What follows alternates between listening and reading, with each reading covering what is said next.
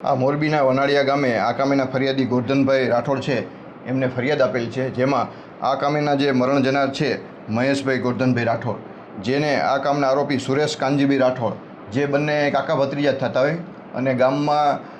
ગાળો બોલવા બાબતે બંને વચ્ચે ઝઘડો થતાં આ કામના મરણ જનારને આ કામના આરોપીએ સુરેશભાઈએ છરીના ઘા મારી અને ગંભીર ઈજા કરી, જે કામે સારવાર દરમિયાન મરણ ગયેલ છે. અને આ બનાવ બનતા જ તાત્કાલિક તાલુકા પોલીસની ટીમ દ્વારા સદરુ આરોપી ગુનામાં સંડોવાયેલ એમાં આરોપી તથા એમાં વાપરેલ છરી એ કબજે કરેલ છે અને આગળની તપાસ પીઆઈ ઘેટિયા ચલાવી રહ્યા છે. ગામમાં બેઠા હતા અને બંને વચ્ચે બોલાચાલી થઈ અને ગાળો બોલતા હતા કે ભાઈ ગાળો નહીં બોલીને એને ઠપકો આપેલો એના કાકાએ. એ બાબતે બોલાચાલી થતાં એમાં છરીથી એની ઉપર ઈજા કરી અને ગંભીર ઈજા થતાં સારવાર દરમિયાન